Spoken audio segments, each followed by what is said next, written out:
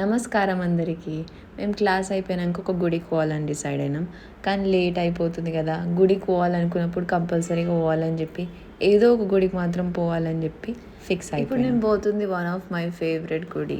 మీకు కూడా ఫేవరెట్ అయి ఉండొచ్చు ఆబ్వియస్లీ. ఆ గుడి అంటే ఫేవరెట్ కాని వాళ్ళు ఎవరైనా ఉన్నారా? అదే చిలకలగూడ వెంకటేశ్వర స్వామి. తొందరగా పోవాలి, దర్శనం కావాలి అట్లాంటి మైండ్ సెట్ ఉంటే అసలు గుడికే పోదు. గుడికి ఎందుకు పోతారు?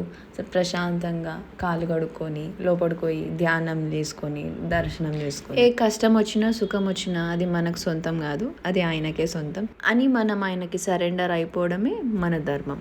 కంపల్సరీగా గుడికి పోయినప్పుడు కళ్ళు మూసుకొని 2 నిమిషాల వరకు మనం ఏందో తెలుసుకునే ప్రయత్నం చేయాలి. మనం ఏందో తెలుసుకుంటేనే భగవంతుడు ఏందో అర్థమవుతుంది మనకు. మనం ధ్యానం చేస్తున్నట్టు పక్క వాళ్ళకు కూడా తెలియదు, అట్లా ధ్యానం చేయాలి. ఇక్కడ నా ఫ్రెండ్ నన్ను కరెక్ట్ చేస్తుంది, స్పైన్ స్ట్రైట్గా పెట్టమని చెప్పి. పబ్లిక్లో ఉన్నప్పుడు ఇట్లా ముద్రాలు పెట్టి చేసే అవసరం లేదు, ఎంత సింపుల్గా కూర్చుంటే అంత మంచిది. ఈ గుడికి వస్తే ఇట్లనే ధ్యాన స్టేట్కి వెళ్ళిపోవచ్చు. ఇటు సైడ్ వచ్చిన వాళ్ళు కంపల్సరీగా గుడిని విజిట్ చేసి పోండి. జై శ్రీమన్నారాయణ.